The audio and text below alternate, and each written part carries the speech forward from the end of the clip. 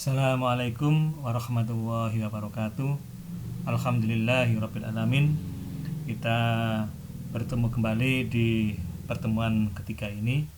Baiklah, untuk adik-adik, langsung saja adik-adik setelah masuk ke program IOP, adik-adik pilih yaitu jendela open. Kemudian seperti pada pertemuan sebelumnya, kita arahkan kursor kita ke drive di mana kita menyimpan file kita minggu lalu. Nah, di sini saya pakai nama PT Berkah. Ini saya double klik. Kemudian saya klik OK. No. Nah, sekarang kita sudah masuk di jendela utama menu Command Center yang terdiri dari menu account, banking, sales, dan sampai dengan card file.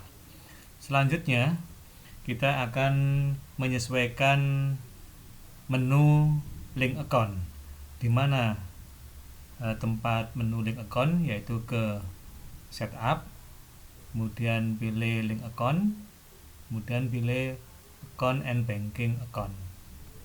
Nah, pada waktu kita mengisi nomor-nomor rekening minggu lalu, kalau sudah benar, secara otomatis baris yang paling atas terisi angka 3903 kali dengan nama laba rugi sekarang.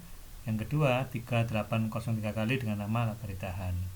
Kalau misalnya terisi dengan nama rekening berbahasa Inggris, berarti perlu ada koreksi. Selanjutnya untuk baris berikutnya 394 kali terisi perkiraan penyeimbang.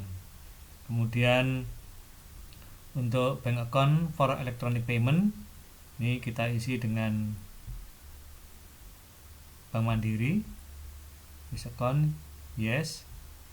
Kemudian yang bawah bank account for undeposit fund, kita isi dengan kas di tangan, this account, yes. Selanjutnya oke. Kita lanjutkan lagi mengisi link account yang kedua, yaitu sales account, yaitu rekening yang berhubungan dengan penjualan barang. Pada waktu kita menjual barang secara kredit, maka timbullah tagihan. Maka tagihan ini kita isikan di baris pertama, kolom sales account, yaitu piutang dagang. Kemudian pada waktu kita menerima pembayaran dari customer, maka kita pilih bank atau kas. Karena umumnya kita menerima tunai, maka kita pilih kas. Double klik. Selanjutnya I charge freight on sales, apakah kita akan mengenakan ongkos angkut kepada pembeli? Tidak, kita kosongkan. Apakah pembeli itu menyerahkan uang muka? Juga tidak, maka kita kosongkan. Yang ketiga, apakah kita memberikan potongan kepada pembeli? Iya, kita klik di sini. Kemudian kita isikan rekening potongan penjualan. Kita cari di sini, ketemu, double klik potongan penjualan. Oke. Nah, selanjutnya yang keempat, apakah ada denda apabila customer terlambat membayar kewajibannya? Tidak. Setelah itu kita klik OK. Selanjutnya ke link account yang ketiga, yaitu purchase account, kebalikan dari sales account. Kalau sales itu menjual, kalau purchase itu membeli. Untuk membeli, maka timbullah hutang. Nah, untuk hutang ini kita isikan hutang dagang. Double klik. Kemudian pada waktu itu kita bayar utang, apakah lebih banyak menggunakan uang tunai atau kita bayar melalui bank? Nah, di sini kita banyak menggunakan uang tunai, jadi saya isikan kas. Jadi untuk pembayaran di sini boleh kas, boleh bank. Kemudian untuk I can receive item without supplier bill, ini tidak kita gunakan, jadi kita hilangkan tanda centangnya. Langsung aja yang kita gunakan hanya baris kedua dari bawah, yaitu I take discount for early payment. Jadi pada waktu kita membeli barang, kita juga mendapat potongan, maka kita isikan rekening yang sesuai, yaitu potongan pembelian. Nah, seperti ini untuk link account di PT Berkah. Setelah itu kita klik OK. Selanjutnya kita juga akan menyesuaikan, yaitu link account yang berhubungan dengan payroll atau penggajian. Nah, untuk penggajian ini, yang pertama kita isikan dengan kas di tangan, yang kedua kita isikan dengan Bank Mandiri, yang ketiga sudah benar Bank Mandiri. Yang ketiga kita isikan dengan biaya gaji. Kemudian yang keempat juga kita isi dengan biaya gaji karena memang tidak ada upah. Ini biaya gaji. Yang ketiga berhubungan dengan hutang PPh, jadi apakah karyawan yang ada di perusahaan kita itu juga kita potong pajak? Iya, maka kita isikan nomor rekeningnya yaitu hutang PPh karyawan. Nah ini hutang pajak penghasilan, ya sama aja. Oke. Nah, selesai sudah kita mengisi link account. Selanjutnya kita akan menyesuaikan kode pajak. Kita masuk ke list, kemudian kita masuk ke tax code. Nah, untuk kode pajak ini kita hapus dulu semuanya kecuali yang nggak bisa. Nah, cara menghapus ini langsung kita awali dari baris pertama, klik kanan, delete tax code, klik kanan lagi, delete tax code, demikian seterusnya. Jadi selama masih bisa dihapus, kita teruskan di bawahnya, delete tax code, klik kanan, delete tax code, klik kanan, delete tax code, klik kanan, delete tax code. Nah, untuk NT kita lihat, klik kanan, delete tax code. Nah, ternyata tidak bisa, kita pindah ke baris yang kedua. Nah, klik kanan, delete tax code, juga tidak bisa, kita pindah ke baris yang ketiga, klik kanan, delete tax code.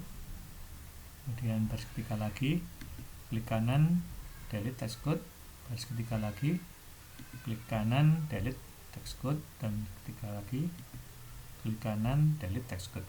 Tinggal dua, ya dua ini nanti akan kita sesuaikan mengenai nama kode pajaknya maupun aturan-aturannya. Pertama kita akan menyesuaikan yang GST atau PPN. Ini kita klik, double klik seperti ini. Nah, untuk tax code terisi GST, nanti Anda atau adik-adik ganti dengan PPN. Setelah itu deskripsinya atau deskripsinya kita ganti pajak pertambahan nilai, pertambahan nilai. Kemudian tarifnya 10% sudah betul. Link account for tax collected PPN keluaran sudah betul. Link account for tax paid PPN masukan betul. Jadi kalau misalnya punya adik-adik terisi dengan nama lain, ini bisa Anda ganti seperti ini, dicari PPN keluaran. Demikian juga yang bawah diganti dengan PPN masukan. Setelah itu oke. Selanjutnya yang NT juga kita sesuaikan, kita double klik. Nah, no tax ini kita ganti dengan keterangan tanpa pajak. Kemudian untuk link accountnya juga kita ganti, yang GST kita ganti PPN keluaran. Nah, seperti ini. Setelah ketemu PPN keluaran, anggap saja seperti itu. Nah,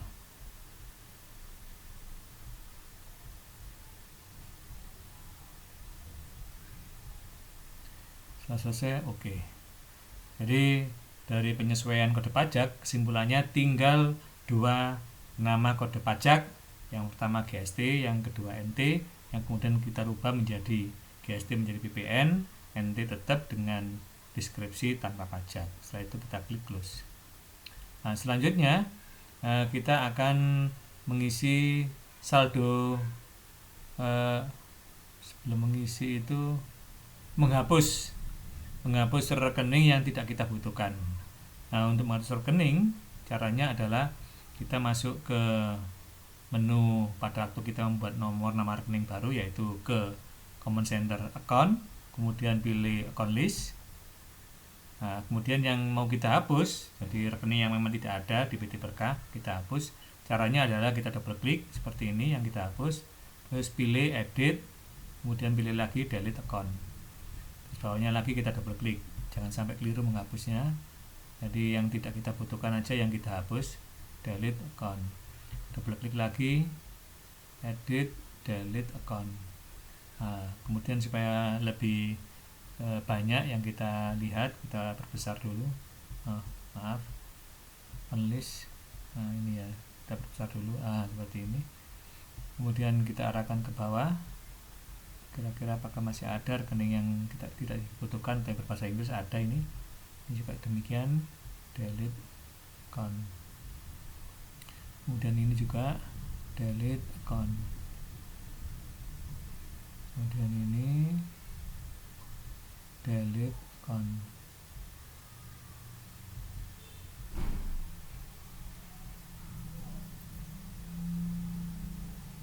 Delete account.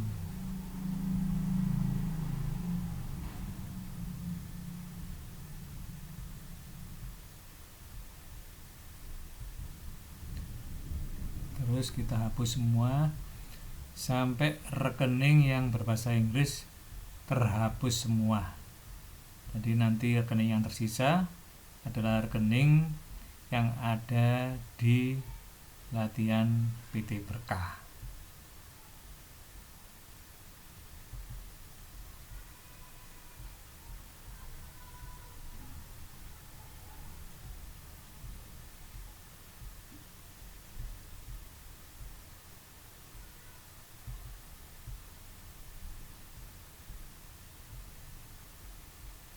Terus ke bawah,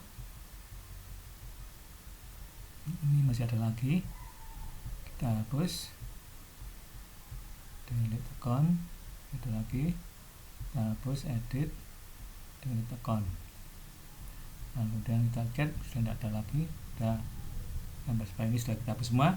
Nah, selanjutnya kita close, baru kita mengisi saldo awal. Jadi saldo awal sekali lagi pengisiannya adalah setelah penghapusan rekening yang tidak kita gunakan atau kita butuhkan. Untuk mengisi saldo awal rekening buku besar, yaitu masuk ke menu daftar setup, kemudian pilih balance, kemudian pilih lagi di sebelah kanannya account opening balance. Nah, kemudian untuk saldo awal seperti yang pernah saya jelaskan di materi pengantar akuntansi, bahwa aktiva normalnya bersaldo debit, sedangkan pasiva yang terdiri dari hutang dan modal normalnya bersaldo kredit. Jadi selama saldonya normal kita isikan angkanya positif, tapi kalau misalnya saldonya tidak normal kita isikan angkanya negatif. Contoh ini, kasih tangan diisi 25.000, langsung ketik 2503 kali. Nah, kemudian enter. Bank Mandiri 120.000, enter. Kemudian persediaan barang 295.000, enter.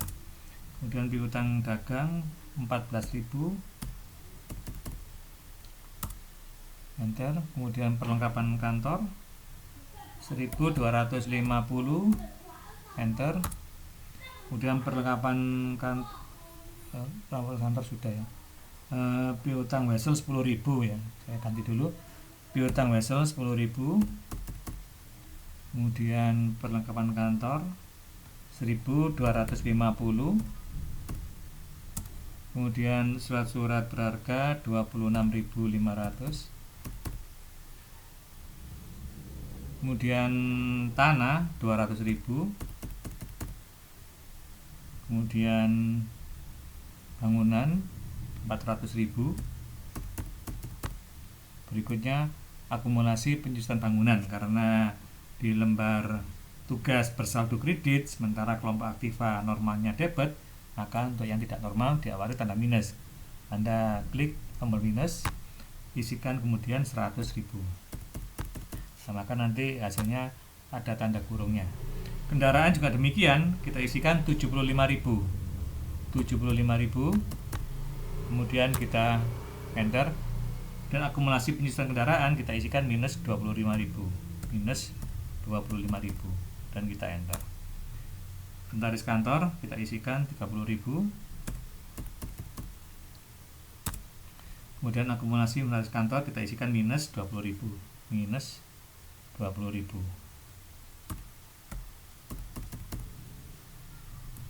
Kemudian hutang dagang kita isikan 20.000, meskipun bersaldo kredit, tapi karena hutang termasuk kelompok pasiva tidak perlu minus, langsung ketik 20.000, secara otomatis nanti akan diisikan di sisi kredit. Kemudian hutang biaya tidak ada, langsung BPN keluaran. PPN keluaran yaitu 1.600. Nah, kemudian PPN masukan ternyata bersaldo kredit, maka tidak normal, kita beri awalan tanda minus 1.000. Nah, kemudian hutang bank kita isikan 30.000. Nah, kemudian modal saham kita isikan 1 juta. Nah, kemudian untuk apa ditahan kita isikan 16.150. Nah, ternyata di bawah, yaitu di amount left to be allocated, itu ada saldo terisi minus 15.000. Seharusnya kalau kita sudah mengisi saldo awal seluruhnya itu benar, maka terisi di sininya terisi 0, harusnya 0. Kalau ada angka berapapun yang muncul berarti ada total debit dan kredit atau aktiva pasiva yang belum sama. Jadi kita teliti lagi sekarang, kira-kira mana yang membuat saldo awalnya masih belum sama. Kita cek lagi 10.000, 1.250, 26.500, 200, 400, kemudian minus 100 dan 75, minus 25, 30, minus 20, utang dagang 20, kemudian ini 1.600, 1.000, utang bank 30. Sudah benar ini, kok selisih 15.000 ini. Nah, 15.000 sebentar. Ya Pak, akumulasi inventaris kantor itu bukan 30.000 tapi 5.000. Kita isikan 5.000. Dan kita enter, apa yang terjadi yaitu bentar, oh ini minus ya, minus 5.000, minus 5.000. Salah saya ngisinya. Bentar. Inventaris kantor terisi 30.000, betul. Untuk akumulasinya yang benar minus 5.000, minus 5.000. Nah, sekarang kita lihat apakah sudah nol atau belum. Kok sama sih, salah ini. Inventaris kantor 30.000, kita hapus dulu dan kita isikan 30.000, kita enter. Nah, seperti ini. Nah, setelah itu kita lihat sudah nol, berarti sudah benar. Nah, karena sudah benar, kemudian kita klik OK. Berarti untuk pertemuan ketiga ini sudah selesai. Baiklah, untuk adik-adik bisa dipelajari lagi ya. Saya akhiri. Assalamualaikum warahmatullahi wabarakatuh.